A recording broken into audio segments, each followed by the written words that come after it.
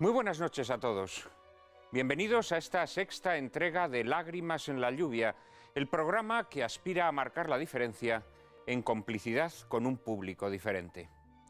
Trataremos hoy de hacer una primera aproximación al Islam, la religión fundada por Mahoma allá por el siglo VI, que en su fase de máxima expansión militar se enseñoreó de gran parte de la península ibérica y que hoy, tantos siglos después, se ha convertido en la religión con más fieles reconocidos del planeta, infiltrada cada vez con mayor pujanza en Occidente y alimentada con la propia debilidad de los occidentales, incapaces de defender su forma de civilización.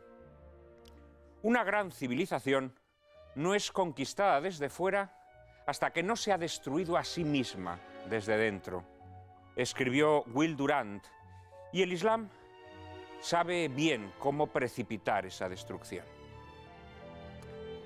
Habría que empezar recordando una verdad incontrovertible que es también una enseñanza de la historia. Las civilizaciones las fundan las religiones, y con el ocaso de las religiones, las civilizaciones se van apagando hasta su extinción. La convivencia humana reclama una ligazón colectiva, una adhesión a una visión particular del mundo que solo proporcionan las religiones. Cuando tal visión del mundo es compartida, como ocurre en el Islam, es posible acometer con entusiasmo empresas conjuntas. Cuando tal visión común se disgrega, corrompe o sustituye por idolatrías de signo político diverso, como ocurre en Occidente, no solo resulta imposible acometer empresas conjuntas, sino que la propia convivencia humana se torna poco a poco insostenible. Y es que toda verdadera sociedad humana debe fundarse en convicciones compartidas. Cuando tales convicciones dejan de existir, su defunción ya ha sido firmada. La pujanza creciente del Islam en Occidente se alimenta de nuestra incapacidad suicida para defender nuestras convicciones, que ya solo sobreviven como declaraciones pomposas y carentes de sustancia, porque el fuego que les daba calor, que era de naturaleza religiosa, se ha apagado. Occidente está enfermo de relativismo, y esta enfermedad, instilada y sostenida por el pensamiento dominante, acrecienta cada día su debilidad. Lejos de mostrar una determinación inquebrantable en la defensa de sus principios, Occidente proclama que no existen principios de validez universal, sino más bien valores particulares que deben confrontarse con valores procedentes de otras culturas. Defender los valores propios se convierte automáticamente en un ejercicio de prepotencia intelectual, de arrogancia fundamentalista, de imperialismo cultural. Occidente ha dejado de creer en los principios que fundaron su civilización y paralelamente ha desarrollado una suerte de apatía o desistimiento que la corrección política disfraza de tolerancia hacia otros valores y formas de vida. Todo ello acompañado además de un brumoso y atenazador complejo de culpa que ha sumido a Occidente en un estado de parálisis, de crisis de identidad, de falta de confianza en el futuro. Esta atonía espiritual se manifiesta paradójicamente acompañada de una mayor prosperidad material, de un disfrute ensimismado y onanista de las ventajas que esos valores y formas de vida nos proporcionan. Pero ya se sabe que los pueblos que exprimen y saborean con fruición las ventajas de sus formas de vida sin preocuparse de defenderlas, están condenados primero a la decrepitud y después a la mera extinción. Occidente ha encontrado en su progreso material el pasatiempo que le permite descuidar su decadencia espiritual y mientras disfruta de su progreso material, germina la semilla de su rendición. Cada vez que el terrorismo islamista impone el argumento del terror en Occidente, nuestros atolondrados gobernantes repiten como loritos que la violencia no logrará que renunciemos a nuestros valores. Pero si les preguntaran cuáles son esos valores, los loritos empezarían a balbucear frases inconexas para terminar aferrándose a la manoseada libertad, que es el talismán o espantajo que enarbolan quienes no tienen valores. La obsesión por la libertad es la prueba de máxima debilidad, que es la debilidad de la mente. El hombre es más libre a medida que es más fuerte. Y puesto que cada vez somos más débiles, más obsesionados por la satisfacción de intereses personales que encumbramos a la categoría de derechos, hemos de concluir que cada vez somos menos libres. Porque una sociedad cuyos miembros no anhelan otra cosa sino la satisfacción propia, acaba destruyéndose a sí misma. Pruebas de esta debilidad, que puede calificarse de verdadero apetito de autodestrucción, las tenemos por doquier. Relativización del derecho, convertido en un mero instrumento legal para la satisfacción de caprichos, fascinación por el suicidio y la eutanasia, cifras industriales de abortos, estancamiento demográfico, etc. Fenómenos reveladores de una desesperación que torna a Occidente impotente al esfuerzo vital y descompone los cimientos sobre los que ha erigido su cultura. Este apetito de autodestrucción no pasa inadvertido a los enemigos de Occidente.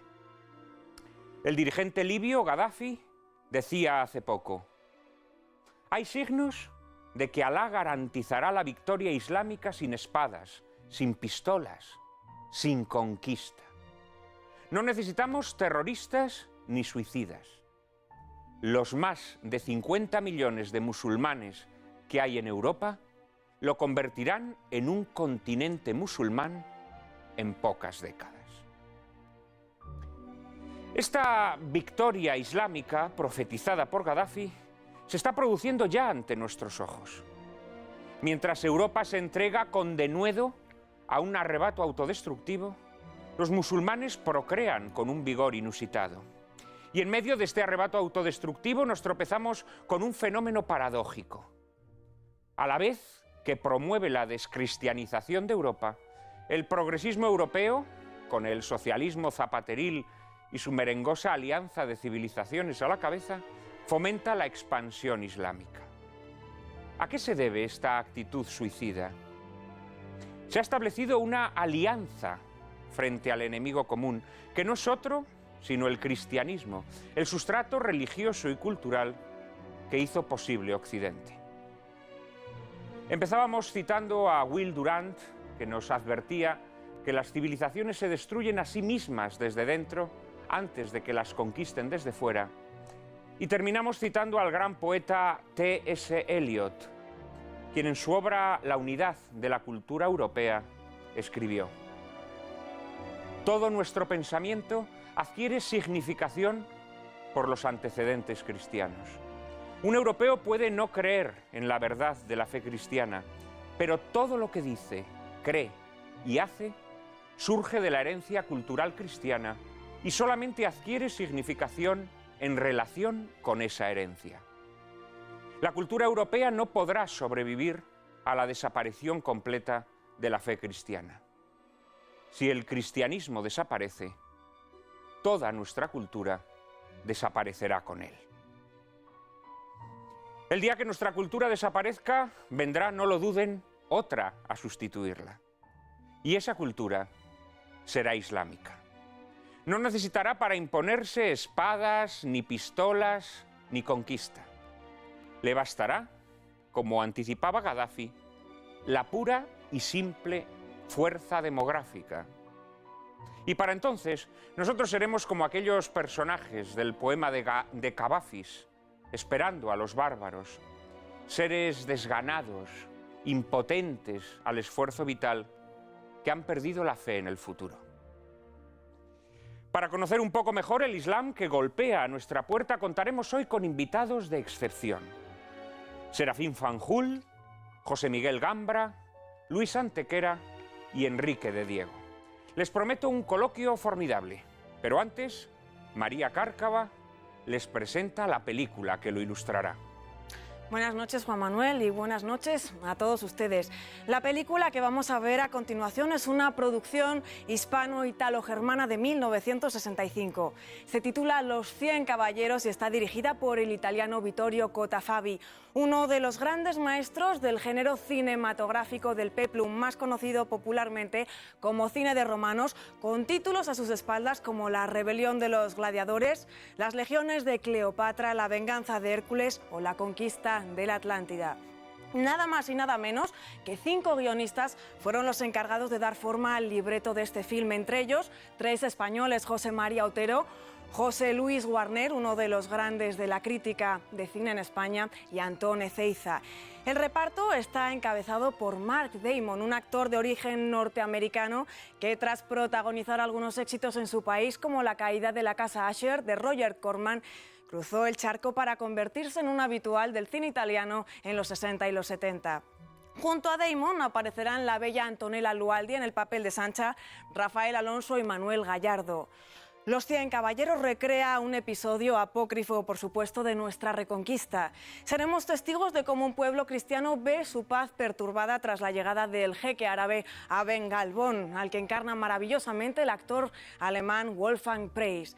De esta película fronteriza destacaremos su encomiable puesta en escena y su divertida caracterización de frailes, bandidos, siervos de la gleba y señores locales, como ese desternillante Don Gonzalo, padre del protagonista, interpretando por el grandísimo actor italiano de carácter Arnoldo Foix, que a la postre se erigirá en la estrella indiscutible de la película.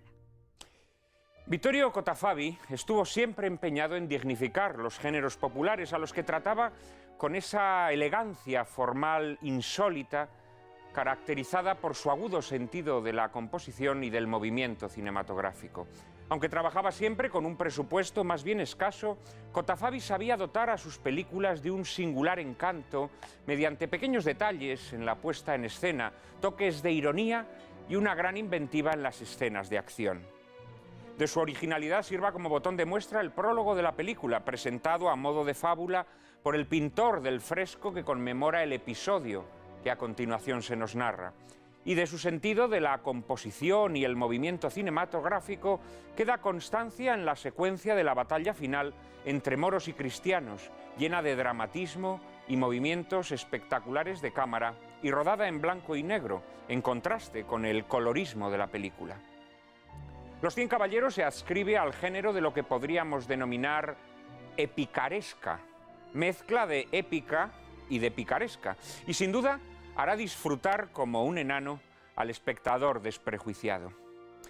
Pero pese a su apariencia humorística y por momentos grotesca, Los 100 caballeros contiene una muy seria reflexión sobre lo que en términos modernos llamaríamos colaboracionismo y resistencia frente al invasor, además de una meditación amarga sobre la guerra. Allá a mediados de los años 60, la revista Cahiers du Cinéma llegó a considerar a Cotafavi como uno de los 4 mejores directores en activo, junto a Joseph Losey, Otto Preminger y Fritz Lang. Hoy esto podrá parecernos excesivo, pero yo, que soy, he de confesarlo, un gran defensor del cine popular y de género, siempre he sentido, desde niño, debilidad por los 100 caballeros.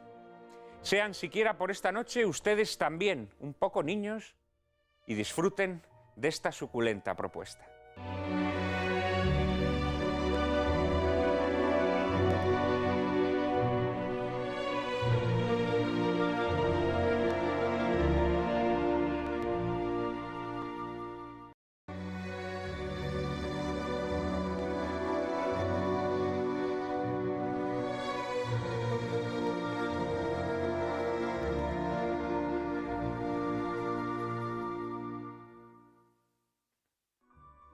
Muy buenas noches a todos los espectadores de Lágrimas en la lluvia.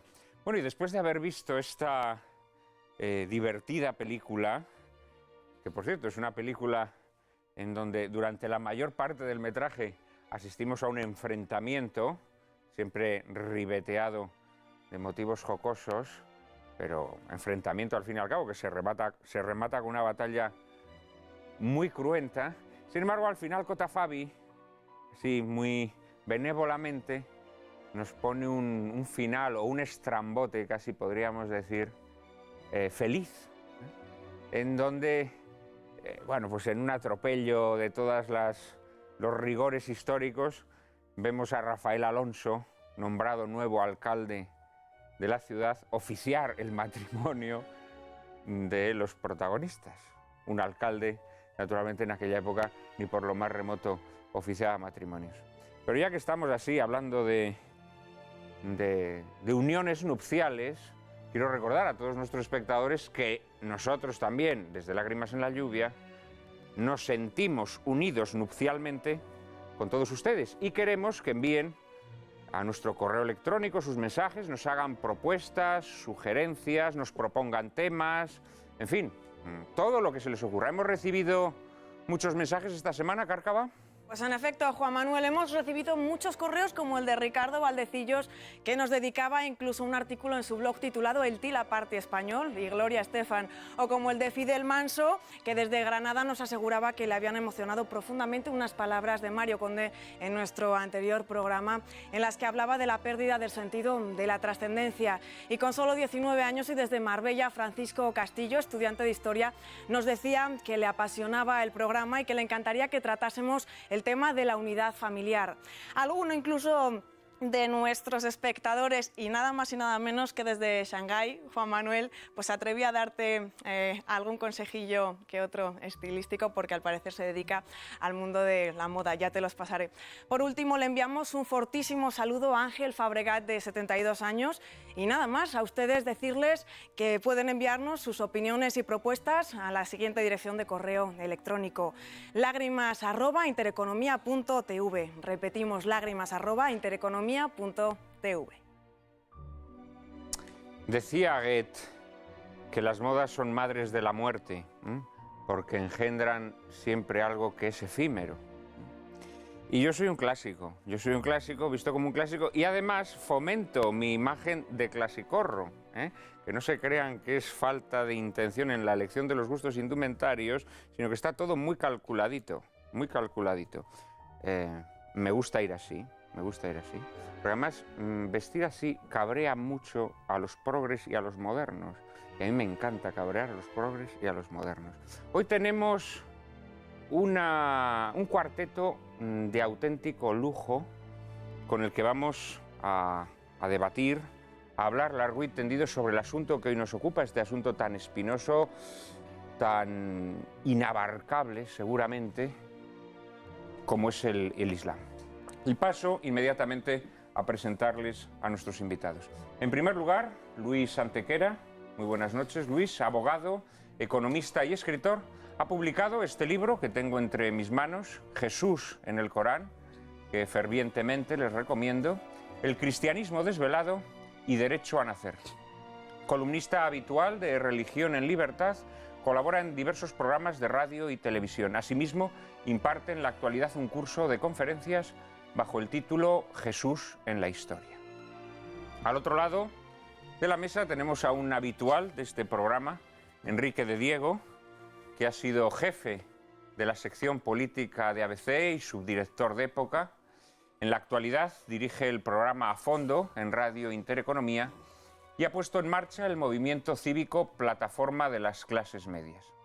Es autor de una novela histórica en la que demuestra su extraordinario conocimiento sobre la España de finales del medievo, la España que se abre al Renacimiento, la España de la disputa dinástica entre Isabel la Católica y Juana la Beltraneja, el último rabino, y ensayos agitadores y lucidísimos como El Manifiesto de las Clases Medias, y estos dos que tengo aquí en mis manos y que naturalmente recomiendo a todos los espectadores de Lágrimas en la Lluvia: Islam, visión crítica, y el recentísimo Sueca no está en Teherán, ambos publicados por Ediciones Rambla. También tenemos hoy con todos nosotros, y es un honor para este programa, su presencia aquí, a don Serafín Fanjul, catedrático de Estudios Árabes, especialidad Literatura, de la Universidad Autónoma de Madrid. Ha sido director del Centro Cultural Hispánico del Cairo y profesor de la Universidad de Ain Shams. Ha traducido obras fundamentales como Los viajes de Ibn Battuta, El libro de los avaros de Al-Jahiz o La descripción de África de León Africano. Y es autor de estos dos libros que tengo en mis manos, Al-Ándalus contra España y La quimera de Al-Ándalus, en donde se tratan algunos de los asuntos que luego, naturalmente, de forma mucho menos profunda, trataremos en nuestro coloquio. Conferenciante en el mundo árabe, Europa y América, es colaborador de diversos medios periodísticos, entre ellos La Gaceta. Y por último, está con nosotros también José Miguel Gambra, catedrático de Instituto de Enseñanza Media y profesor titular de Lógica en la Universidad Complutense, desde hace más de 30 años. Es miembro de número del Centro de Estudios Hispánicos Felipe II y autor de varios libros y artículos dedicados a la historia de la lógica. Ha escrito también en muchas revistas españolas y extranjeras sobre la misma materia y sobre diversos temas de política y religión. Un cuarteto, como les decía, de auténtico lujo. Muy buenas noches a todos. Muchas gracias por estar hoy aquí. Y sospecho que algunos de vosotros no compartís la fascinación que yo he mostrado por esta película de Vittorio Cotafavi, Los 100 caballeros. Quizá no habéis llegado a disfrutar de ese curioso sentido del humor que exhibe, ¿no? Para mí se trata de una película de aventuras, una peliculita de aventuras, del estilo casi te diría de lo que era en mis tiempos El Capitán Trueno, pero no por ello no he dejado de encontrar en ella una serie de escenas en el guión que me han resultado muy aleccionadoras y muy ilustrativas. Puedo citar alguna. Para empezar, me llama mucho la atención, efectivamente, la manera en que se presenta el emir en el pueblo que quiere conquistar, con un mensaje de tolerancia, de que las cosas van a funcionar a partir de ese momento, de orden, de concordia, y sin embargo un mes después ya tiene que oprimir a la población porque las cosas, porque exhibe lo que es su verdadera cara. Cuando se produce el ahorcamiento del alcalde, cuando tiene lugar la rebelión del pueblo, en el momento en que tiene lugar la rebelión del pueblo, ahí se produce en el guión un par de frases muy interesantes. En una el alcalde es condenado a muerte por haber firmado un pacto que viola, y ahí, en ese momento en que va a ser ahorcado, reconoce que firmó el pacto por miedo, lo cual pues, es bastante aleccionador. También en ese momento el hijo del emir le recomienda al emir aplicar la clemencia, porque según él es un modo de conseguir las cosas, y es cuando responde el padre, no sin gran inteligencia: solo en un caso se discute con el enemigo, si es más fuerte. Y por último, también me ha hecho mucha gracia lo que es la enunciación de los principios del nuevo orden, que los enumera, que lo define el hijo del emir, y se reduce todo a un simplísimo: todo aquello que no está prohibido es obligatorio. Excelente la disección que has hecho de la película, Luis, porque ciertamente es una película de entretenimiento, es una película de aventuras, es una película cómica incluso, pero es una película que también va deslizando reflexiones muy interesantes, bueno, y a veces de grandísima actualidad, ¿no? Cotafavi era un director que tenía grandes inquietudes de tipo intelectual, político, social, pero que se vio siempre condenado, bueno, no sé si condenado a hacer cine de género. Y esto hace que muchas veces sus películas nos parezcan películas menores y que pase inadvertido ese subterráneo hilo de interpretación de la historia, de lectura de lo que está sucediendo, de lo que ha sucedido. Es indudable que la película, estando ambientada en la época de la Reconquista, tiene mucho que ver con la Segunda Guerra Mundial. De alguna manera Cotafavi está poniendo en escena las distintas posturas que se tiene ante el invasor, el colaboracionismo, ese colaboracionismo que finalmente es expresión de debilidad y que al final el invasor te termina pisando exactamente igual que si le pones resistencia, con la diferencia de que si le pones resistencia a lo mejor logras expulsarlo, y la resistencia, ¿no? Es decir, ahí están las dos posibilidades, ¿no? Frente al frente al invasor. A mí la película la verdad es que me gusta porque, como digo, es muy entretenida y luego tiene estas pequeñas morcillitas, ¿no? Que pueden pasar inadvertidas, pero que son muy jugosas. Serafín, ¿querías también comentar algo sobre la película? Sí, yo estoy bastante de acuerdo con lo que ha dicho Luis.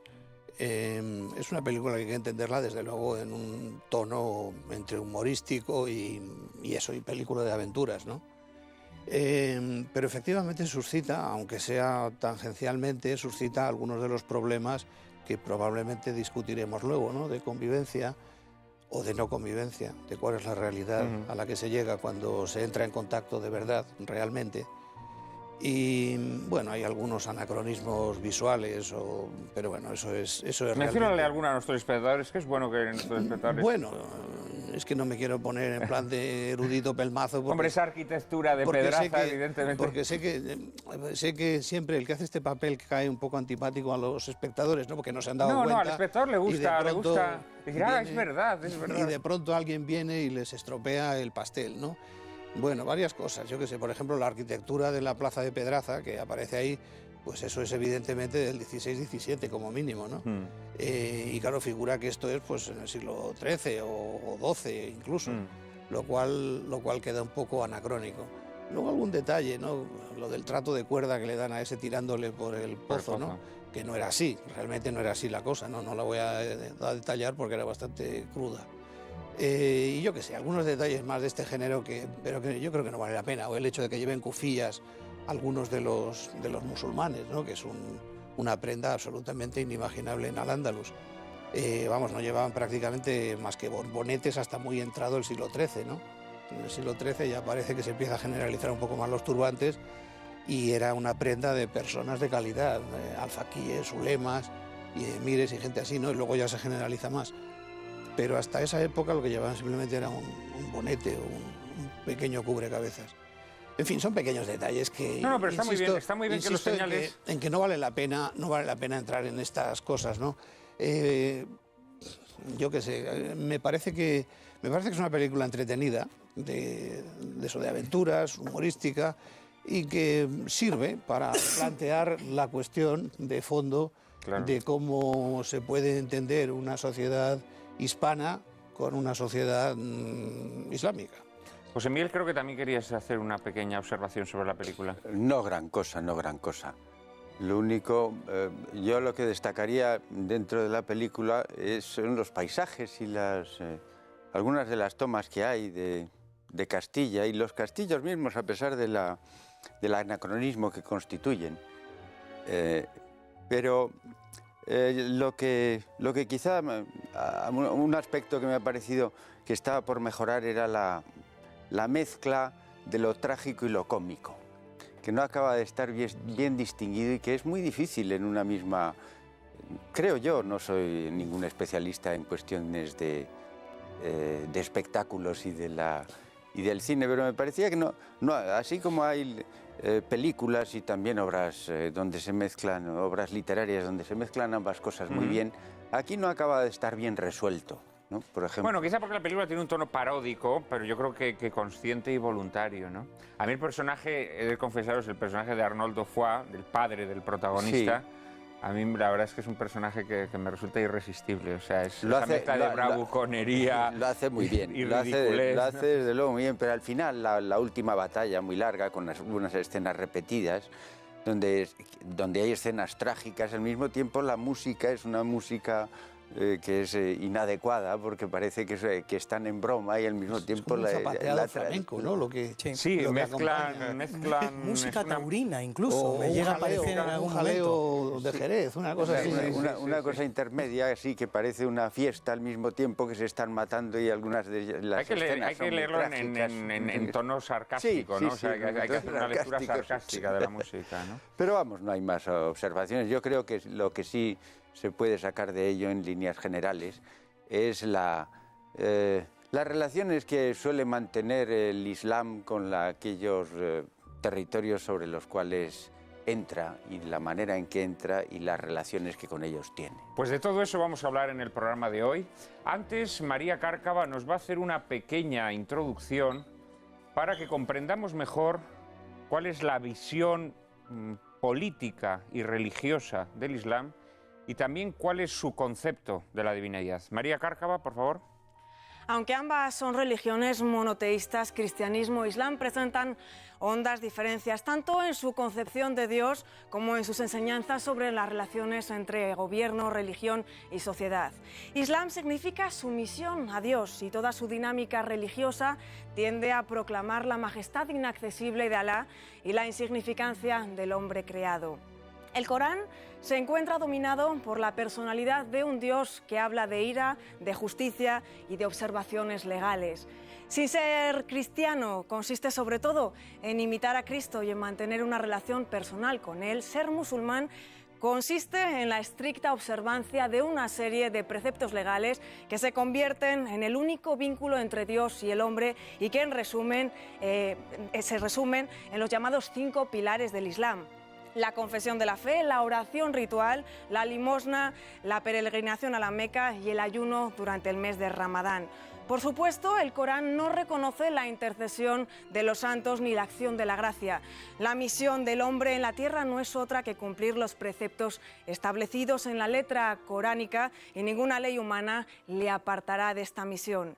Cristo estableció desde el principio que debe darse al César lo que legítimamente le corresponde y a Dios lo que es de Dios. Pero esta distinción entre orden político y orden religioso no encuentra equivalentes en el Islam.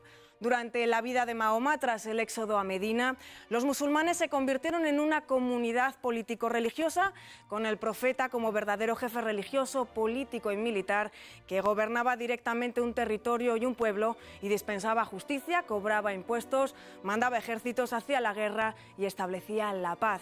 La suerte y el desarrollo del Islam estarán desde entonces determinados por este hecho. Nunca habrá diferencia entre el Estado y la religión. El Corán es a la vez un tratado político y religioso, un catecismo y también un código penal y civil. Y podemos decir en definitiva que es un texto que rige la vida social de la umma o comunidad de creyentes. Bueno, creo que estas nociones básicas, si se quiere, pero son fundamentales para entender algunas peculiaridades del Islam, ¿no?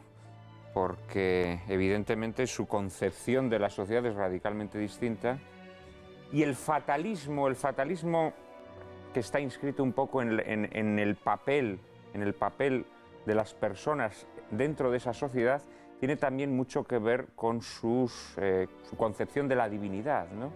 Una divinidad que está ahí encaramada, que no participa, digámoslo así, de las miserias mortales. Y indudablemente esto marca, ¿no? Marca la civilización islámica de raíz. Serafín. Bueno, más o menos la visión que ha dado rápida María es bastante acertada en lo fundamental. Yo querría llamar la atención sobre 2 aspectos. Primero, el Islam tiene un componente teológico, dogmático, muy elemental, muy sencillo, y eso es uno de los elementos que favorecen su fortalecimiento y su extensión. Simplemente hay que creer que Allah es Dios y que Mahoma, es su enviado. Fundamental. Y después cumplir los elementos básicos, esos que ha señalado, los pilares del Islam, cumplir con esos preceptos y así ya se es un buen musulmán. Claro, esto significa que en gran medida es una religión que se basa en aspectos externos, aparte del de la creencia, pero esa creencia no se desarrolla más allá de esa idea de creer en Dios. Una religión ritualista, digamos, mucho formalista. Mucho, tiene muchísimo de formalismo y de ritualismo. Y hay una cosa que quiero decir, porque se han utilizado las 2 palabras, Allah y Dios. En esto los arabistas hemos estado, por lo menos los españoles, hemos estado durante muchísimos años traduciendo la palabra Allah como Dios, y era una forma de aproximarlo, de aproximar la noción. Y al cabo de los años me encuentro que cuando los musulmanes escriben en textos en España, en español o en otros idiomas, o hablan en público, hablan de Allah, es decir, que quieren separar la noción. ¿Y por qué? Pues porque en árabe hay otra palabra que significa Dios, que se escribiría con minúscula en español, que es Ilah, y que es el nombre que dan al Dios de los cristianos, por ejemplo, o a los dioses falsos. Los dioses falsos son Ilah, y Allah es el único Dios verdadero. Entonces, esto, bueno, es también una cuestión formal. Bueno, no solo es una cuestión formal, es una cuestión de fondo, porque ellos están introduciendo un distanciamiento que nosotros hemos tratado de salvar. Cuando se lo he explicado esto a musulmanes en actos oficiales o lo que sea, pues no lo aceptan, sencillamente siguen repitiendo la misma idea. Incluso recuerdo poemas procacísimos, que no voy a repetir aquí, muy obscenos, en los que se distingue claramente entre Ilah y Allah. Y naturalmente... De hecho, el Corán habla específicamente de los cristianos, que dice que no creen en un Dios, sino en tres, y que por lo tanto... Claro, ese es uno de los puntos de choque, lo de los supuestos tres dioses que dicen ellos. Y la naturaleza divina, desde luego, de Alá, y la naturaleza divina del Dios de los cristianos son distintas. Yo ahí creo, sinceramente, que los padres conciliares en el Concilio Vaticano II cometieron un grave error cuando, en la, creo que era Nostra Aetate, una de las constituciones del concilio, dan por hecho que cristianos y musulmanes adoramos al mismo Dios. No, creo sinceramente que teológicamente eso es bastante erróneo, ¿no? Yo no lo creo, porque fundamentalmente el Dios del cristianismo y del catolicismo en especial es un Dios de perdón, de bondad, de amor. Y el Dios, el Allah del Corán, es un Dios, María ha dicho, de justicia, más bien vengativo. De ira, dijo también. De ira, que te está guardando las cuentas y te las va a cobrar, ¿no? Y hay otro aspecto que quería señalar al principio, y dentro de la rapidez con que aunque hay que producirse, y es el aspecto del dominio, del control de la comunidad sobre el individuo. Es decir, esa idea de la umma es central. Las personas son algo en tanto en cuanto que son musulmanes. Si no son musulmanes, no tienen entidad, o la tienen como miembros de otras comunidades, naturalmente inferior, jurídicamente inferior. Eso es una cosa muy gorda, ¿no? Porque es verdad que es una religión universalista que intenta hacerse con el mundo entero, con la humanidad entera, pero partiendo siempre de la base de que son una comunidad, un madunan nas, o sea, una comunidad al margen del resto de las personas, al margen del resto de las gentes, que no es el ecumenismo del cristianismo, en modo alguno. Luis, tú que has estudiado también a fondo el Corán, que has dedicado un libro a la figura de Jesús tal y como aparece en este texto sagrado para los musulmanes, supongo que también ves claramente, ¿no?, estas diferencias tanto en el concepto de Dios como en el concepto sociopolítico religioso, ¿no? Evidentemente la diferencia existe y el propio Corán es consciente de ello, porque en el propio Corán se registra una supuesta conversación entre Dios Padre y Jesús, entre Alá y Jesús, en el que Alá le pregunta a Jesús justamente: ¿eres tú el que va diciendo por ahí, adoradnos a mí y a mi madre como si de dioses se tratara?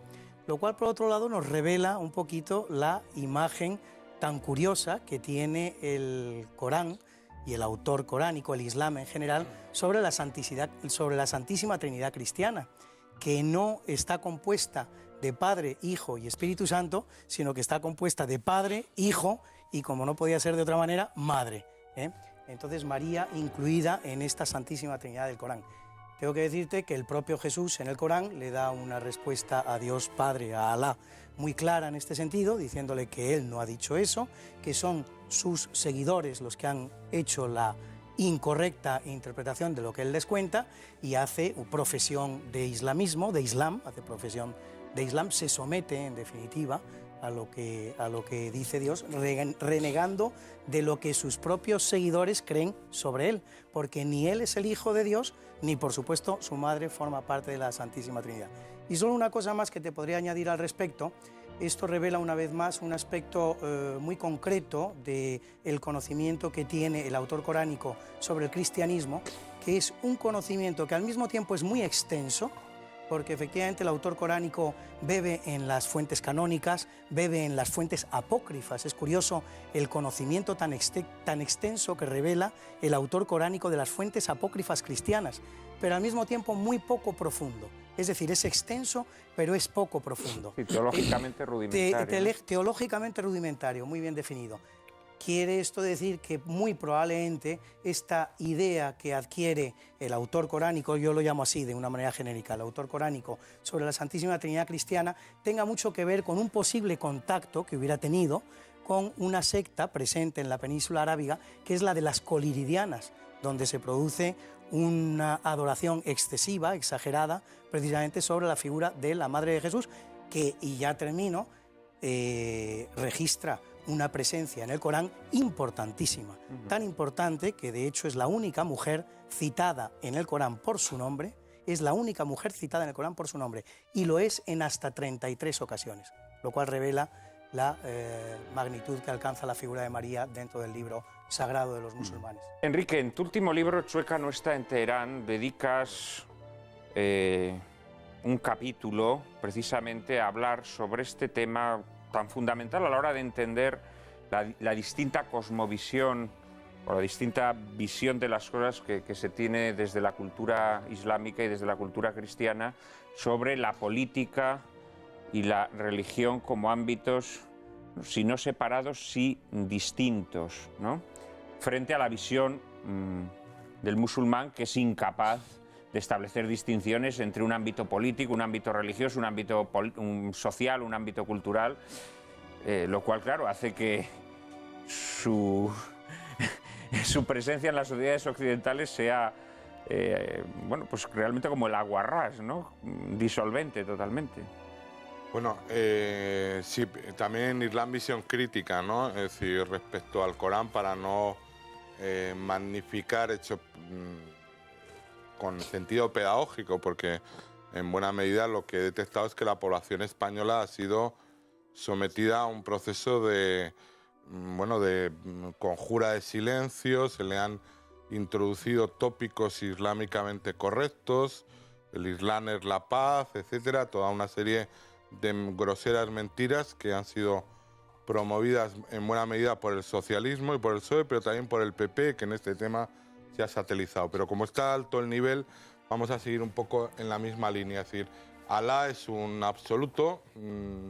Yo no considero al islamismo una religión. Debatiríamos sobre eso, pero ya dice Popper que no hay que perderse en los conceptos. Es decir, no hay relación con Dios.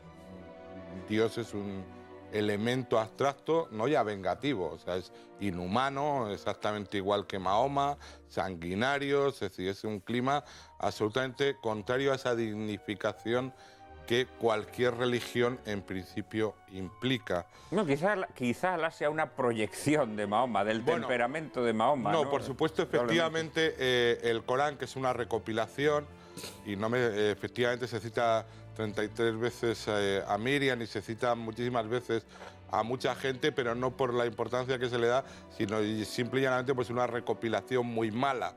Es decir, la historia de Noé, la historia de Moisés, etcétera, se cuentan 50 y tantas veces, lo cual me resulta muy llamativo que puede ser un cerebro de un niño talibán al que se le obliga a aprender, porque mientras el judaísmo debate sobre sus escrituras, y está el Talmud, mientras hay una teología cristiana, muy especialmente desde Al-Ghazali, no hay debate sobre el Corán. Es decir, el Corán está descendido y solo se puede aprender de memoria. Es decir, la idea de sumisión o esclavitud no es una idea metafórica, es una idea estricta.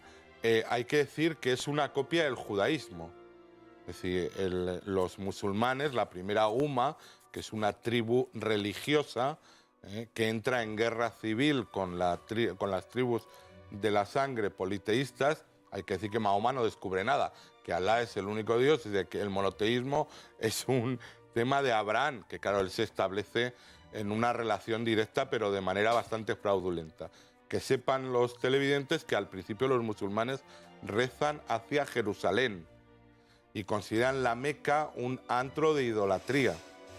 Entonces, cuando las tribus hebreas le dicen a Mahoma, y lo expresan en el Corán, que no tienen idea de la Biblia, que habla de oídas, él era analfabeto entre otras cuestiones, él en epistemología, en teoría del conocimiento, no sé, en lógica, adopta una posición que es matarlos a todos.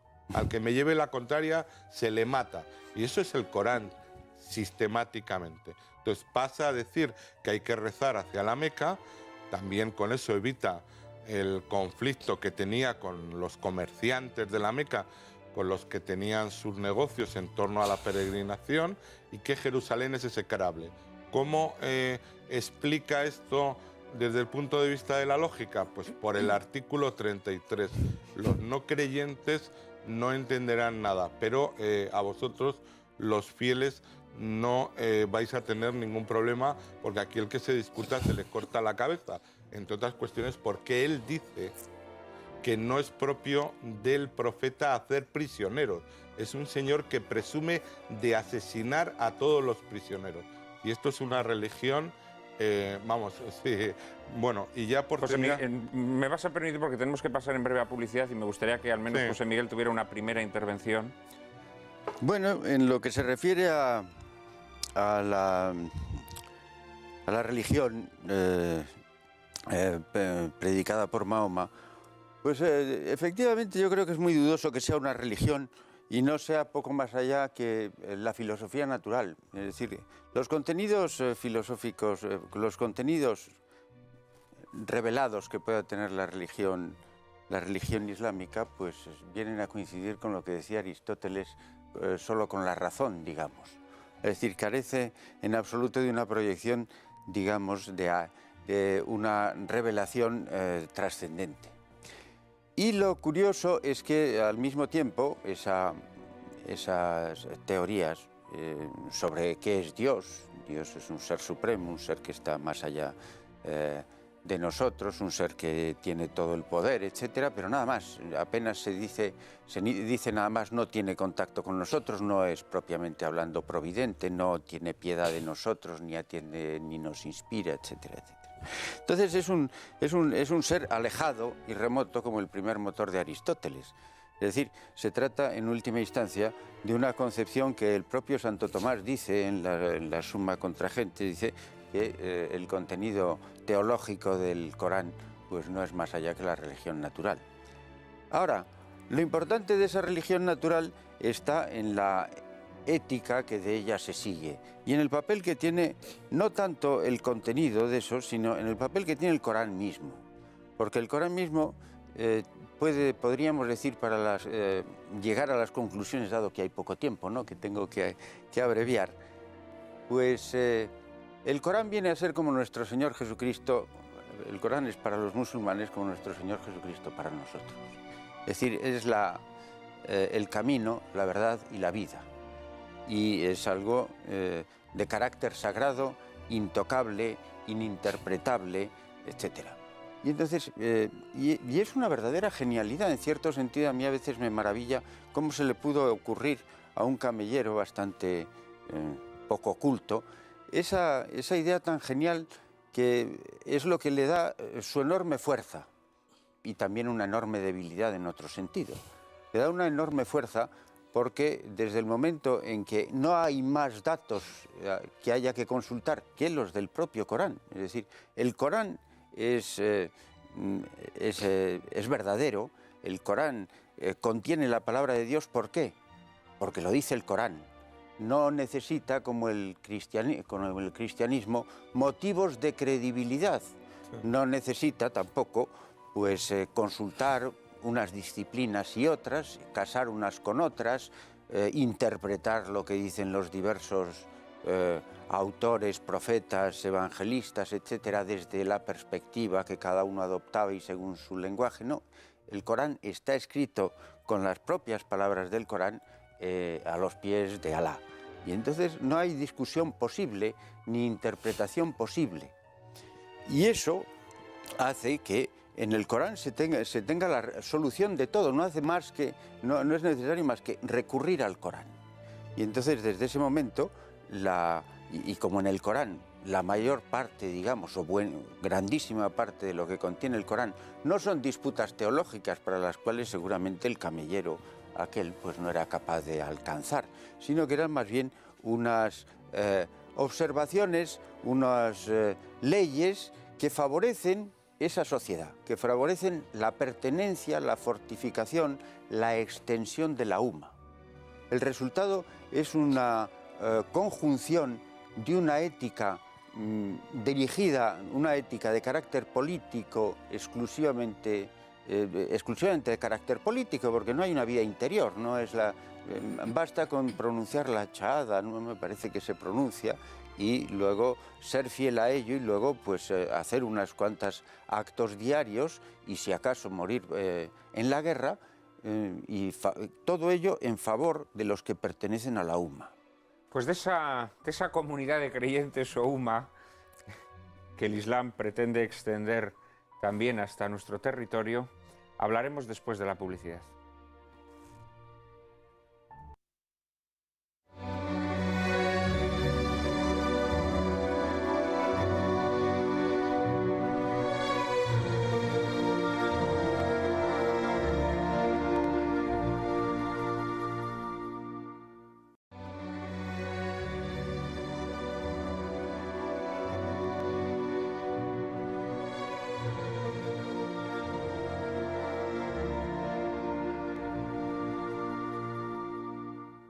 Hablábamos antes que el Islam, desde su casi misma constitución, se erige en una religión de expansión militar.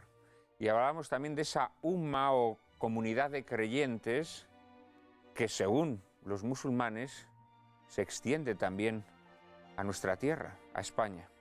María Cárcava nos introduce en este asunto. Tras la muerte de Mahoma, el Islam inicia con éxito la conquista de nuevos territorios. En apenas un siglo logró ocupar en gran medida, gracias a la decadencia del Imperio bizantino, Oriente Medio, el norte de África y gran parte de la península ibérica, que queda incorporada al Imperio musulmán con el nombre de Al-Ándalus.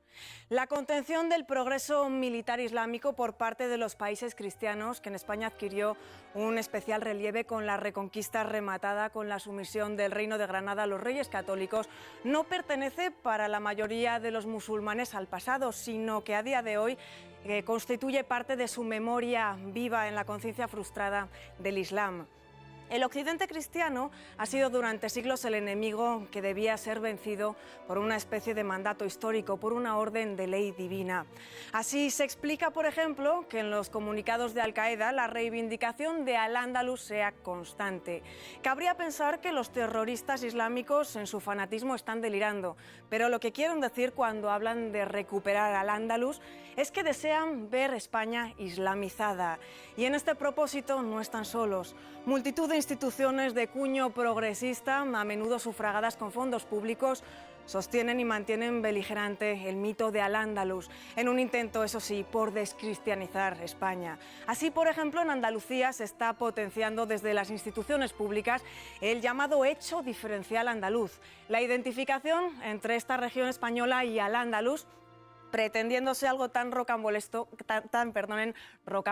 como que los andaluces descienden de los moros, algo que no soporta la más mínima consideración histórica, que nos enseña que aquellos territorios fueron repoblados por gallegos, vascos, leoneses, aragoneses y catalanes, y posteriormente también por alemanes, ingleses y franceses. Serafín, tú has dedicado 2 libros a analizar el concepto de Al-Ándalus, el mito de Al-Ándalus en la conciencia del Islam, y supongo que tienes mucho que decir sobre este asunto. Sí, quizá demasiado. Entonces trataré de reducir. Efectivamente, desde la pérdida de Al-Ándalus por parte de los musulmanes, no ha cesado la idea en el imaginario colectivo de los árabes, más que del Islam. El Islam de Indonesia quedaba demasiado lejos como para que se preocuparan de esas cosas, ¿no? Pero digamos de los países árabes musulmanes que están cerca, la idea de que era una tierra perdida, era el paraíso perdido, el Firdaus el Mafqud, y el paraíso prometido, lo llamaban también. Y esa idea ha sido pues meramente una creación literaria que ha durado hasta el siglo XX. Y eso nos lo encontramos en cantidades de textos de autores árabes. Ahora, incluso hace 30 años, seguía todavía en el nivel meramente literario. Ahora, el problema es que en el momento en que se ha empezado a producir esta gran eclosión del islamismo, este islamismo rampante que va introduciéndose en Occidente de manera masiva, eso ha dejado de ser una idea literaria para pretender llevarlo a cabo, llevarlo a la práctica. Y ahí es donde ya nosotros sí tenemos que decir y qué hacer. Efectivamente, María señalaba que en Andalucía, no solo en Andalucía, pero sobre todo en Andalucía, y el Gobierno central, a través de algunas de sus instituciones, están promoviendo un andalusismo de opereta o de guardarropía, pero que en el fondo es muy, muy peligroso, porque está introduciendo, sobre todo entre la población de Andalucía, una idea muy equivocada, y es que ellos son los continuadores en todos los órdenes, hasta biológicos, de los moros andalusíes. Y es mentira. Efectivamente, son casi todo gente de repoblación, casi todos.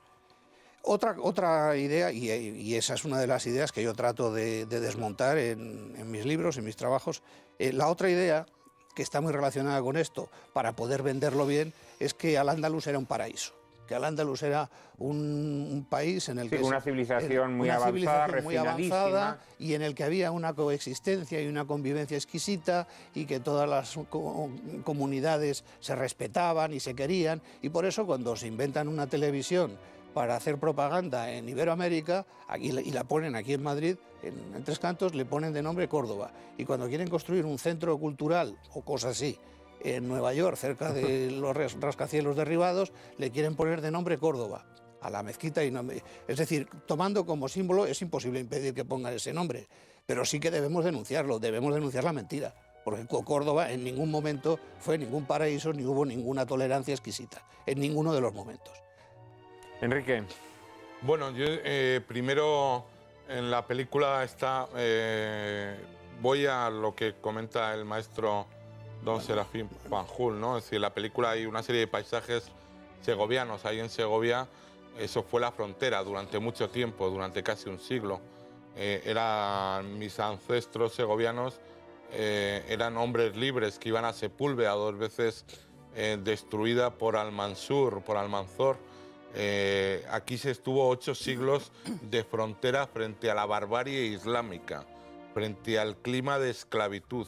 Córdoba era fundamentalmente un mercado de esclavos. A veces se pregunta la gente por qué Almanzor no hacía conquistas. Entraríamos ya quizá en detalles, no entraba en conquistas porque prefería tener una especie de cultivo de esclavos. Dicen las crónicas que la esclava cristiana estaba tan barata en el mercado de Córdoba que los musulmanes no tenían posibilidades de de casar a sus hijas porque tenían que disparar la dote. Hay que decir que tienen un criterio los musulmanes en este tipo de delirios en los que funciona esa pseudo religión, esa secta destructiva, que por cierto no está en un momento de auge. Está en un momento, lo que sí que hay una estupidez... Bueno, sobre eso habría mucho que discutir. Enrique, en auge sí está porque la demografía... Te lo explico. Es decir, sí, entre otras cuestiones porque la demografía en España, gracias al PSOE y al PP, la estamos subvencionando los contribuyentes españoles. Cuando se acabe eso y acabemos con el PSOE y con el PP por islamizar España, entonces a ver de qué van. Sí, pero tú sabes, Enrique, que no solo es España. O sea, la demografía de los países europeos es languidecente y la demografía en los Europa países está musulmanes... despertando y también, bueno, pues el Vaticano y la jerarquía católica están matando cristianos por todo el mundo y no solo no dicen IMU, sino cada vez que matan a alguien salen diciendo que es por motivos culturales, como salieron en Nigeria y ni tan siquiera han sido capaces de defender al presidente de la Conferencia Episcopal Turca. De eso hablaremos todo. Bueno, no tienen califato, que es a lo que voy. Es una religión muerta desde 1922, desde que Kemal Atatürk acaba con el califato otomano. De hecho, ese es el debate interno, la guerra civil con el integrismo, uno de los elementos. España se hizo contra el Islam. Claro, lo que pasa es que tenemos otra ideología muerta, que es el socialismo, que tenemos que enterrar, que nos está llevando a la ruina. Y ha establecido una pinza con el islamismo. Sí. ¿Cómo te explicas esa pinza? Es decir, porque ciertamente, vamos a ver, si nosotros nos ponemos ahora mismo en el pellejo pues de un socialista de pro, uno no se puede imaginar una visión del mundo más radicalmente opuesta entre el progresismo europeo y y la visión islámica, ¿no?, del mundo. ¿Cómo explicas esta pinza? ¿Cuál es el enemigo? Porque claro, es insólito, ¿no? Bueno, quiero decir que mi libro Chueca no está en Teherán, que va contra ese tema. El socialismo, no podemos ser socialistas porque tendríamos que ponernos inmediatamente a pensar cómo vamos a vivir del cuento y a costa de los demás, cómo les vamos a expoliar mediante rollos.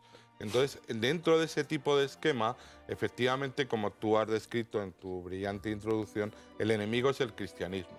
El enemigo es la civilización occidental, como siempre ha sido en el socialismo, que para eso surgió, contra el liberalismo, el cristianismo, el capitalismo, y siguen en eso de manera, digamos, subliminal. Entonces, por tanto, entienden que los islamistas, que evidentemente matarían a los primeros a los socialistas, como hicieron en Irán, o matarían los primeros a todos los de Chueca. Y por tanto, evidentemente, desde el punto de vista racional, aunque aquí se ha abandonado, los peores enemigos de los homosexuales en España son Zapatero, Cerolo y todos los socialistas.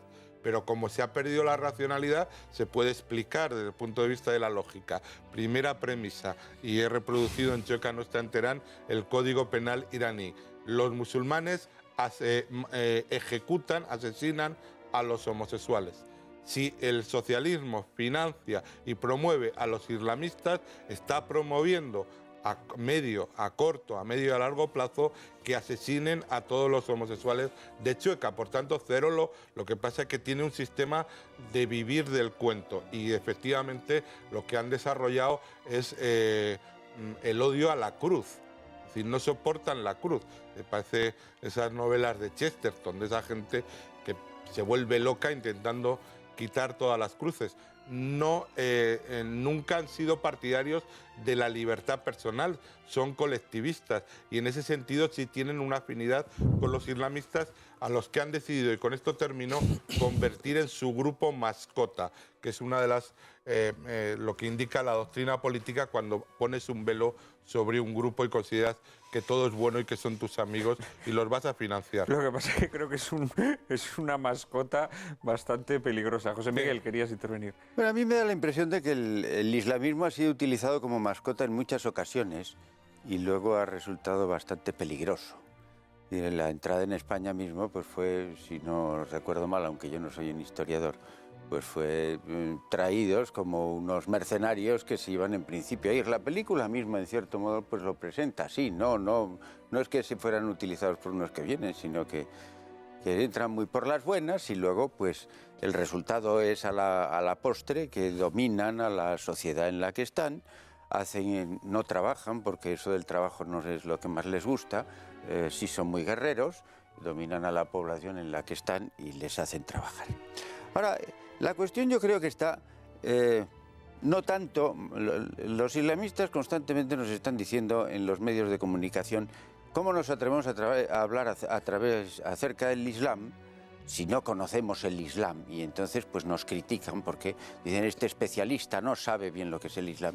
Es que no tenemos tampoco por qué saber estrictamente qué es el Islam. Lo que nos interesa es saber si de alguna manera nosotros tenemos defensas contra el Islam o nos hemos puesto en una situación en la cual el Islam es algo que es incontenible en virtud de las propias debilidades ideológicas en las cuales nosotros nos encontramos.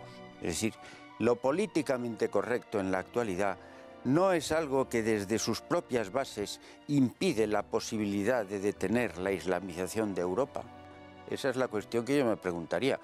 ¿El socialismo qué hace? Pues como todos los partidos políticos, vivir a 4 años. ¿Y qué le interesa? Votos islámicos o de cualquier tipo, ¿eh? No es que crean, no creo que el socialismo se sienta identificado con el acabar con los homosexuales. Yo quizá me encontraría un poco más cercano a eso, pero tampoco va a acabar propiamente, pero facilitar desde luego la homosexualidad no estoy en absoluto de acuerdo.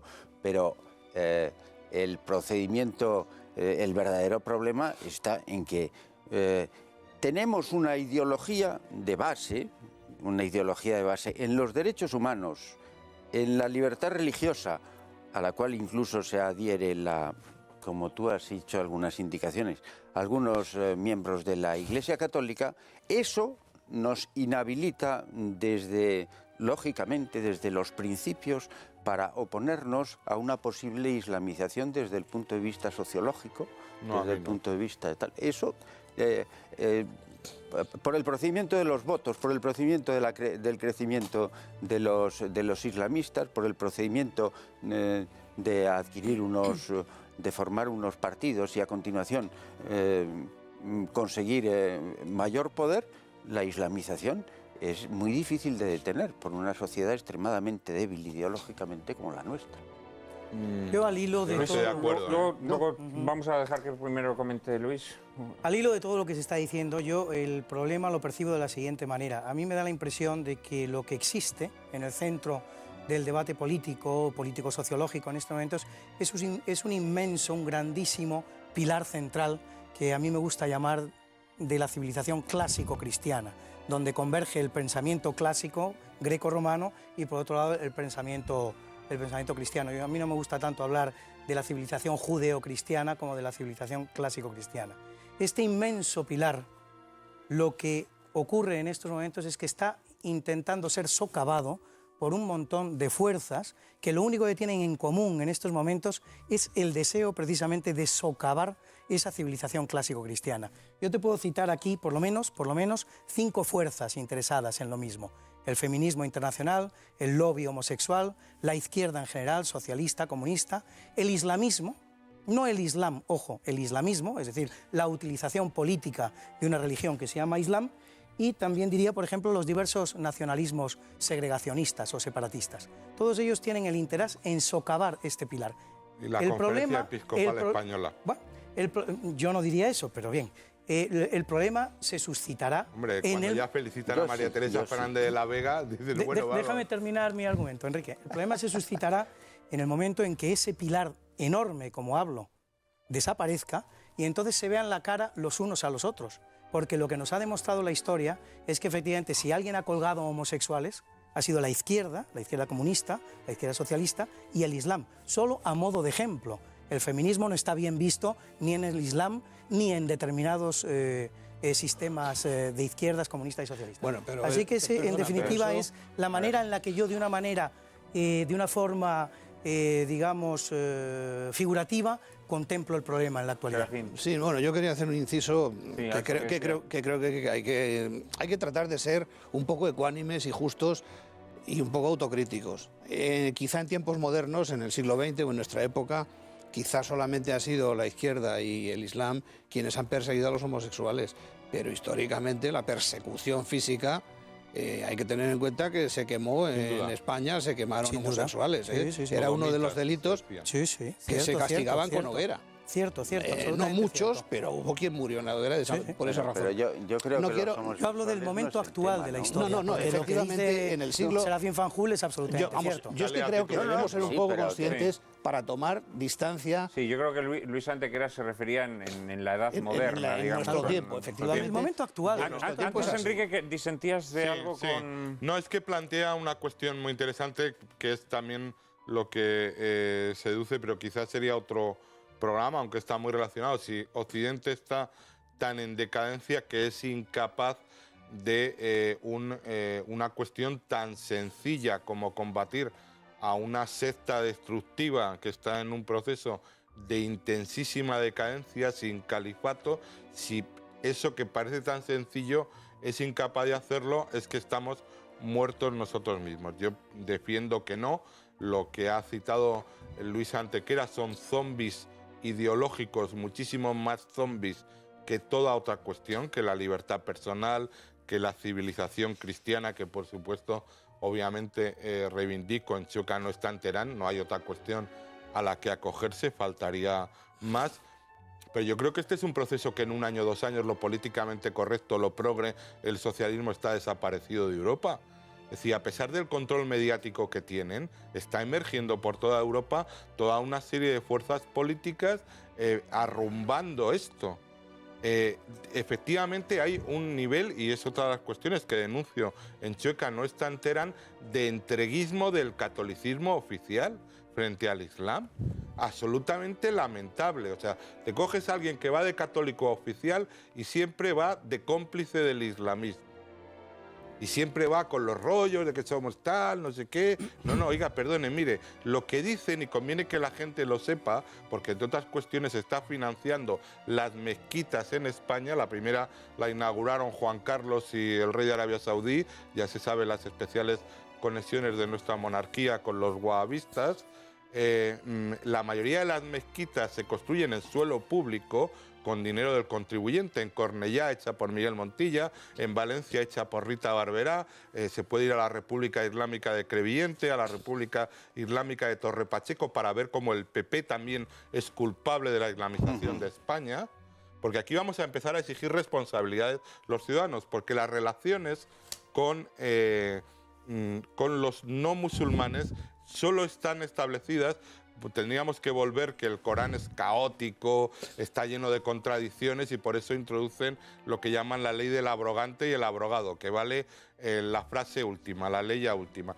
Pues todas las relaciones con los no musulmanes están resumidas, cito, reproduzco de la edición del Corán, traducción y comentario publicado por el Ministerio de Asuntos Islámicos de Arabia Saudí, porque ese es otro rollo muy de la gente totalitaria. No, es que no saben del Islam, no saben el Corán, etcétera. Yo sugiero y cuando hayan pasado que los no meses utilicéis inviolables, esos textos. matad a los asociadores, que somos nosotros. Donde quiera que los halléis, capturarlos, situarlos, tenderles todas clases de emboscadas.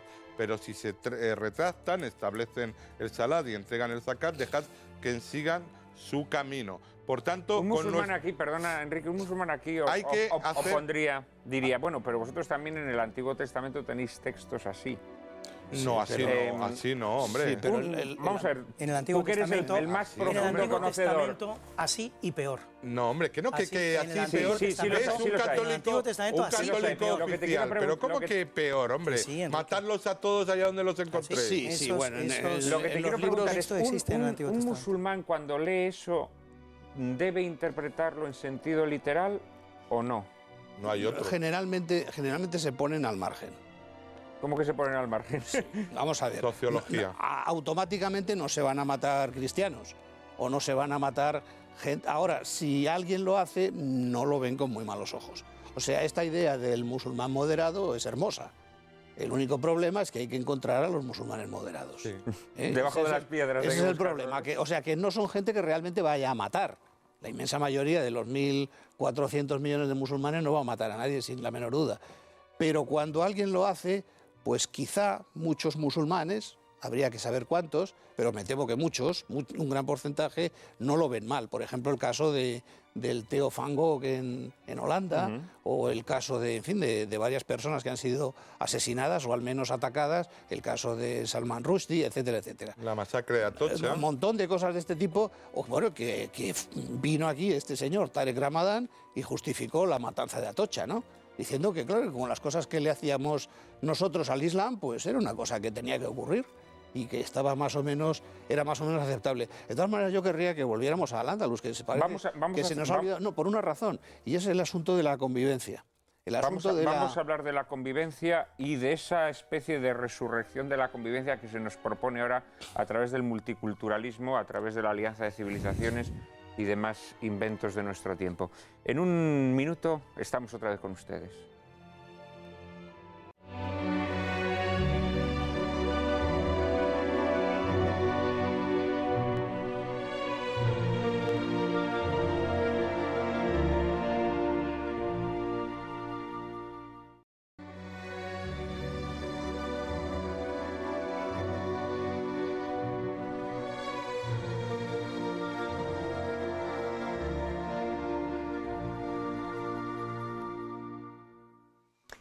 Muy buenas noches otra vez.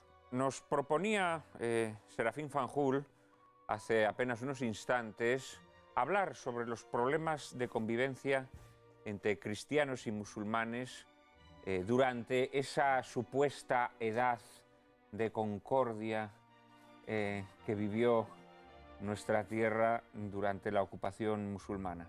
Y además será un buen prólogo para hablar precisamente de los problemas de convivencia que hoy se plantean en sociedades como la nuestra, en las que se pretende imponer el multiculturalismo o esa merengosa alianza de civilizaciones que nuestro presidente se sacó de la manga.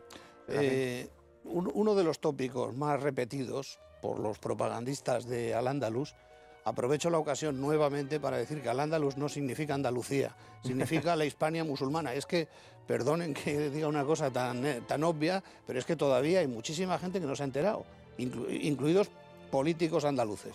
Bueno, entonces, uno de los tópicos más repetidos es el de la convivencia exquisita entre las comunidades religiosas, las culturas y las religiones. Bueno, esto globalmente es falso.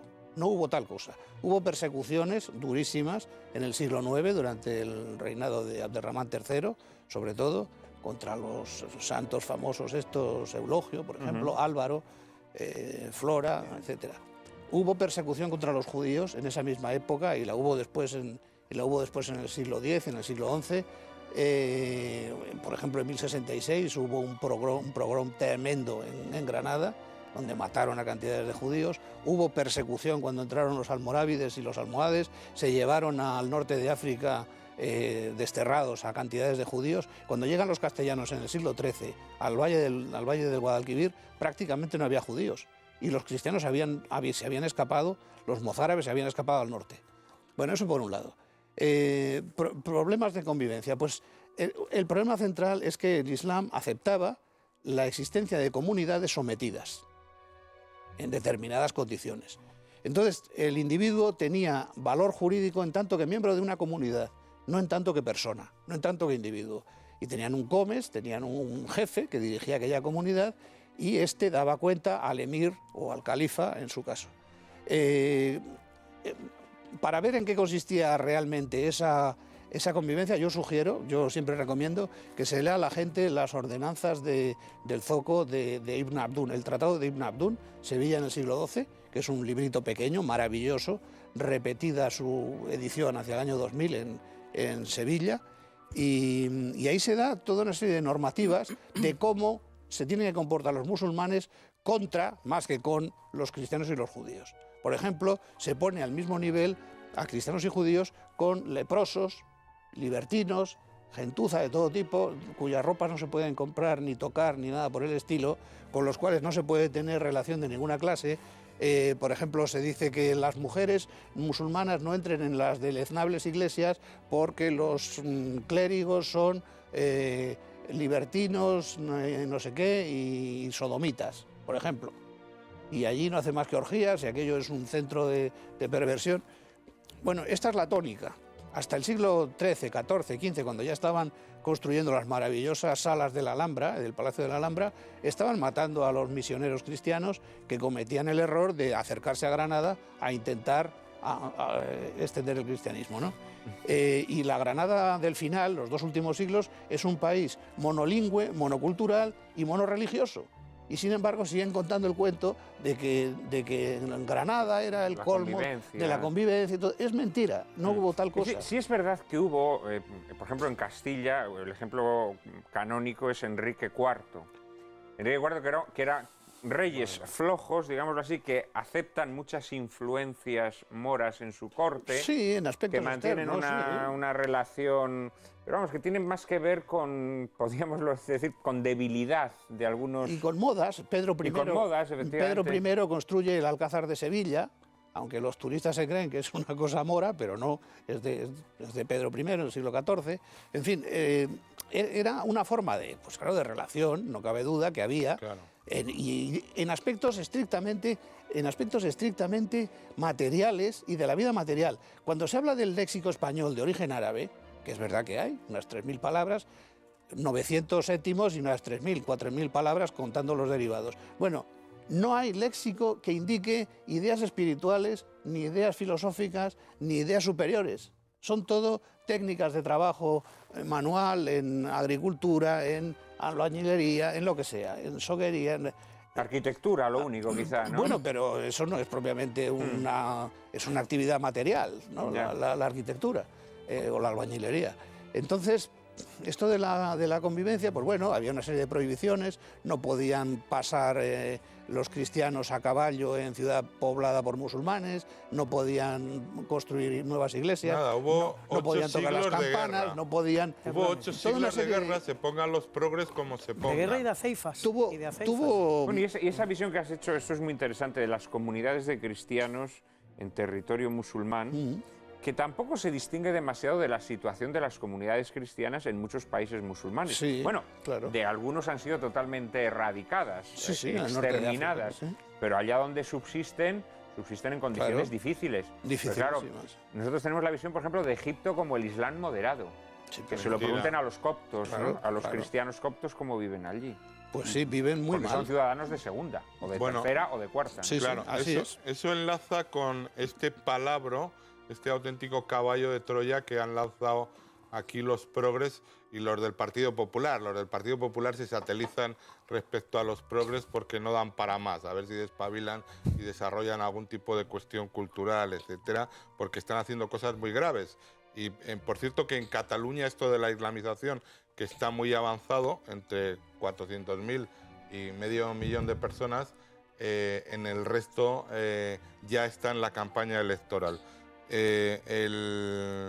Bueno, el multiculturalismo, yo aporto datos de actualidad. Está en Nigeria, que es el asesinato de cristianos, con el silencio cómplice del Vaticano y de las conferencias episcopales. Está el Líbano, es un multicultural, es decir, la permanente guerra civil, y cuando son mayoría el genocidio. El Sudán, también con el silencio. Ninguna iglesia católica se reza por los hermanos perseguidos en las zonas musulmanes, y es una vergüenza el portavoz del Vaticano, el padre Lombardi, que parece, es decir, que asesinen al presidente de la conferencia episcopal turca, haciéndole un crimen halal, es decir, considerándole un perro infiel, que es lo que hacen estos. Dándole de 8 cuchilladas y salgan diciendo que es un loco, a pesar de que no tiene motivación religiosa, mientras grita Allahu Akbar, es heavy. Así que, y que se sepa que, por ejemplo, el 47% de los varones marroquíes en España llevan ya más de un año en paro y financiados por ayudas sociales. Que este grupo parasitario islámico está financiado por los contribuyentes. Viven de los presupuestos gracias al PSOE y al PP. José Miguel, ¿querías aportar algo a Quería este aportar algo discurso sobre tan este asunto encendido de que la... nos acaba de Sí, hacer señor, Enrique? sí, es que Es que nos están... tiene- nos A ver, quieren a ver, matar a ver. y les estamos financiando. José Miguel. Los hechos son completamente racionales. El obispo ese que mataron, por cierto, era muy ecuménico, lo cual no deja de ser curioso. Pero vamos, aparte de eso... Muy ecuménico quiere decir que era favorable al Sí, era acercamiento, favorable a los entre acercamientos, cristianos sí, y sí, musulmanes. sí. Pero bueno, dejando ese asunto de lado, yo pues me fijo más bien en los aspectos un poco esenciales y no históricos, que no son... Pero ¿es posible el multiculturalismo? Eso es una contradicción en sus propios términos. El multiculturalismo no ha existido nunca. Si la cultura consiste en aquello que determina la concepción del mundo, la religión, la moral, que hace que una sociedad tenga una unidad y que pueda ser una única sociedad, siguiendo aquello que Aristóteles decía, que lo que une a los hombres son la comunidad de ideas en lo que es acerca de lo que es bueno y de lo que es malo, lo dice en la política al principio, pues si eso es así, la multiculturalidad es una idea tan absurda como decir que un hombre tiene 2 almas o que un alma habita 2 cuerpos. Es completamente imposible. Bueno, es una idea, yo creo que destructiva de la sociedad. de hecho. Destructiva de la sociedad, es decir, la cultura entendida, es un término moderno, digamos, la religión y las concepciones morales que se siguen de ellas son lo que determinan la unidad de las sociedades. Entonces, si hay 2 culturas, hay 2 sociedades que pueden estar en el mismo sitio, eso sí, pero si están en el mismo sitio, se llevan mal. No hay más que ver en realidad lo que sucede a lo largo del mundo cuando nos encontramos dos culturas en el mismo sitio. hay más que pensar en Jerusalén y los palestinos, etcétera, están en una constante enfrentamiento, y así ha sucedido en los Balcanes y en otros sitios y en cualquier otro lugar.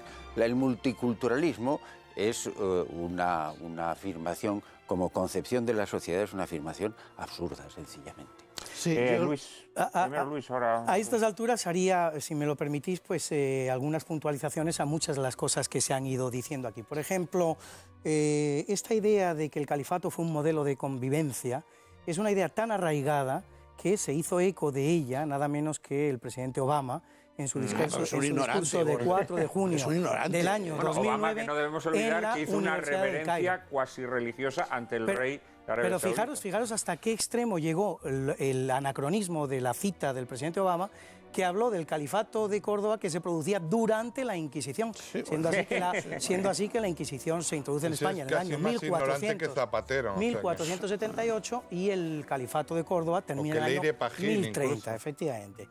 En cuanto a otros eventos que ocurrieron en el califato de Córdoba, se registraron crucifixiones masivas que se producían además a orillas del Guadalquivir. Por lo tanto, lo que yo sostengo sobre el califato es que no se trata en modo alguno de un modelo de convivencia, sino de un modelo de sometimiento, mejor o peor aceptable. A lo mejor entre los modelos de sometimiento no es el peor, pero no es un modelo de convivencia, como dijo el presidente Obama, sino un modelo de sometimiento.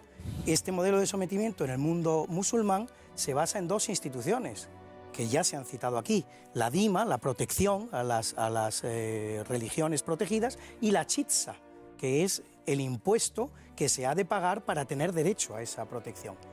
En cuanto a lo que es la convivencia de cristianos y musulmanes, no en Occidente, donde la estamos viviendo todos los que estamos aquí, sino precisamente en las tierras donde lo que es mayoría es el Islam, quiero llamar la atención de nuestro público de que se acaba de producir un sínodo de las iglesias orientales en Roma, que ha durado 2 semanas, donde se han aportado ideas que pueden ser muy interesantes y que pueden poner la base de algo parecido a un diálogo entre civilizaciones. Nunca una alianza de civilizaciones, pero sí un deseable diálogo de civilizaciones. Solo hay una civilización que es la occidental. Solo hay una civilización que es la occidental. Sí, Enrique, y lo último que yo quería decir, que efectivamente modelos multiculturales se han producido en la historia, gracias a Dios, tenemos buenos ejemplos de ello, se han producido en Estados Unidos, se han producido incluso en Argentina, donde conviven comunidades musulmanas, comunidades judías. ¿Por qué rollo? Porque Estados Unidos no es una sociedad multicultural, es una sociedad que se basa en unos valores comunes, en el melting pot. A ver, por favor, deja que termine, que quieren responderle tanto Serafín como José Miguel. Al hilo de cuanto has dicho, y en ningún momento se me había ocurrido decir que lo que dices. Tú propones como modelos de sociedad multicultural Estados Unidos y dices la Argentina. En la Argentina misma hay una comunidad. La Argentina es un crisol de culturas, es un crisol de nacionalidades. Hay como la Argentina básicamente es un país que una vez lograda su independencia se dedicó a masacrar a los indios, a los nativos. De la Pampa y tal, pero bueno, bien. Bueno, es una sociedad en donde están infiltradas las ideas, digamos, del libre pensamiento o de la masonería, pero es una sociedad claramente católica, ¿no? En ningún caso es una sociedad multicultural. Es una sociedad católica. Es una sociedad cristiana con una constitución que proclama el derecho natural desde el primer momento. Por tanto, es evidentemente una... ¿Hay judíos o no hay judíos en la Argentina? ¿O me estoy equivocando? ¿Hay personas de origen musulmán en la Argentina o no las hay? El hecho de que... El señor Menem era libanés. Era libanés y hijo y nieto de musulmanes. Serafín, tienes la palabra. Vamos a ver. Varias cosas. Primero, una observación sobre lo de los cristianos y los católicos en el mundo musulmán. Yo creo que la Iglesia, y no quiero hacer una crítica porque creo que la Iglesia es uno de los pilares a los que nos podemos agarrar con cierta seriedad, ¿no? Pero realmente creo que está manteniendo una actitud muy débil y los protestantes lo tienen mucho más claro y, por ejemplo, están haciendo proselitismo a pesar de que eso les cuesta no pocos disgustos, por ejemplo, en Marruecos, cosa que la Iglesia radicalmente se niega a hacer aceptando la situación. Pero bueno, no quiero entrar en eso ahora. Hay una muestra de debilidad por parte de la Iglesia, permíteme este inciso. Mira, cuando nosotros decimos que el velo, lo que llamamos genéricamente velo, que es un signo cultural, no religioso, naturalmente los musulmanes dicen, no, es religioso. porque ellos tienen un concepto, como decíamos al principio del programa, global, entonces no pueden distinguir entre lo religioso y lo cultural. En cambio, la Iglesia ha cometido el error de, para querer defender el crucifijo, decir que es un signo o un símbolo cultural, y eso es falso. Claro. El crucifijo es un signo religioso que ha dado lugar a una cultura, pero es un signo religioso. Y ha cometido el error, la Iglesia, en este momento en que los crucifijos están siendo apartados de las paredes, de decir que el crucifijo es un elemento cultural. Bueno, en fin, esto, otro inciso a lo que acabas de decir tú, y es que cuando un musulmán dice que se trata el velo de un elemento religioso, es que es cuando quiere agarrarse a una palabra del Corán, cuando dice bijumuri hinna, con sus velos, ven a las mujeres, que significa con sus velos, así, literalmente. Bueno, entonces, vuelvo a la cuestión del multiculturalismo, que me parece más interesante. Yo no veo que el hecho de que haya judíos en un país y musulmanes y budistas significa que eso sea una sociedad multicultural triunfante. Simplemente es que existen y se toleran. En el caso de Estados Unidos, sí, pero es que eso no es multiculturalismo. Claro. En el caso de Estados Unidos hay dos cosas en Estados Unidos que son absolutamente indiscutibles. Y si se te ocurre discutirlos, te esnafran, que son la lengua inglesa y la Constitución. Y en ese sentido, todo norteamericano, sea de la religión que sea, lo acepta y se somete a ello. Y luego le dejan que coma o que haga lo que quiera. Pero claro, eso ha producido una sociedad de guetos que yo realmente no me parece que sea aceptable ni digna de tomar como modelo. Una sociedad en la que los negros viven aparte, los musulmanes viven aparte, que era lo que sucedía en la España musulmana. Pero exactamente eso era lo que sucedía. ¿Estarás de acuerdo en que esa sociedad es mejor que la que se produce en Israel, o la que se produce en Líbano, o la que se produce en Irak, por ejemplo? Yo estoy absolutamente de acuerdo con que no existen sociedades multiculturales. Enrique, medio minuto, y José Miguel, otro medio minuto, y tenemos que cerrar el programa. Con que vean este documento, si pueden, las cámaras. Yo no quiero que España, y nos está llevando a ello el PSOE, y ya digo que el PP satelizado, nos esté llevando a esto. Esto está repartido por el Departamento de Enseñanza de la Generalitat Catalana, y se puede ver que es en catalán y en árabe. Esto es a lo que estamos llegando con el dinero de los contribuyentes, con el silencio. Yo creo que la Iglesia Católica ahora mismo no nos podemos agarrar a la Iglesia Católica, como ha dicho un obispo del Líbano, que lo sufren directamente. Ha recordado... Bueno, Enrique, en cualquier caso creo sinceramente que ya estamos cargando excesivamente las tintas sobre la Iglesia Católica, porque a ver si ahora la Iglesia Católica va a ser la culpable de la expansión del Islam. No, evidentemente. Creo que hemos hecho ya algunas observaciones, pero no hay en ninguna parroquia, en todas las veces que yo he ido a misa, en las oraciones de los fieles se reza por los cristianos perseguidos en los países musulmanes. Yo creo ahí, Enrique, creo que vas poco a misa.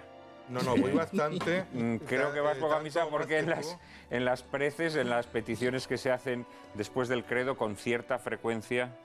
Que mataron a 600, cristianos en Plató, en Nigeria, y el Vaticano dijo que no había ninguna motivación religiosa. En eso estoy de acuerdo contigo, pero en fin, ser cristiano ahora mismo en los países musulmanes es estar indefenso y asesinable. José y además Miguel, que en Occidente se rían de ti. Esperemos que después de este sínodo las cosas cambien. José Miguel, tenemos que ir terminando ya. Van a hacer un diálogo, parece ser.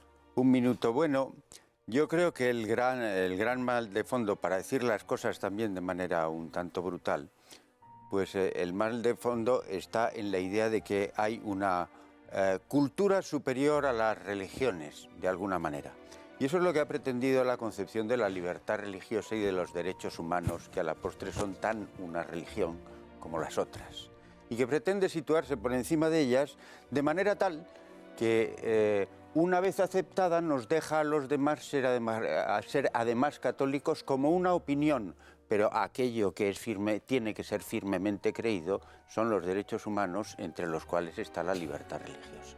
Yo creo que ese es el trasfondo del mal de todo ello, porque esa religión de los derechos humanos es una religión en los cuales está contenida la libertad religiosa como una cosa absoluta y radical, y que lleva a Obama a admitir, por ejemplo, cosas completamente en contra de lo que le serían de su interés.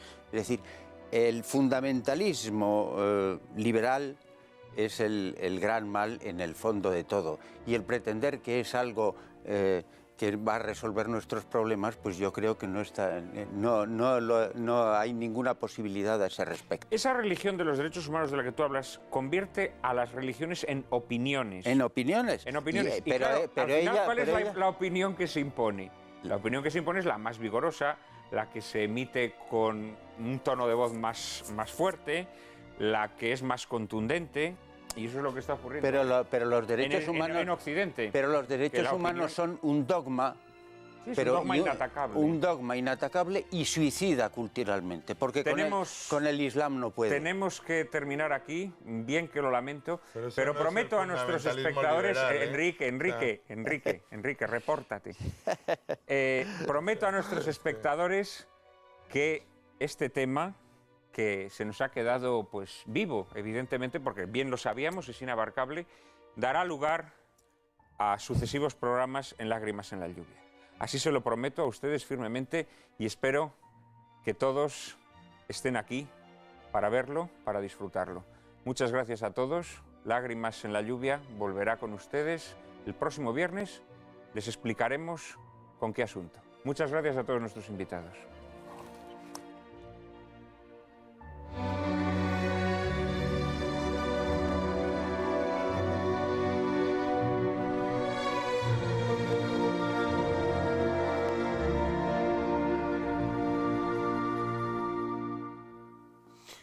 Oye, Cárcava, ¿tú eres feminista?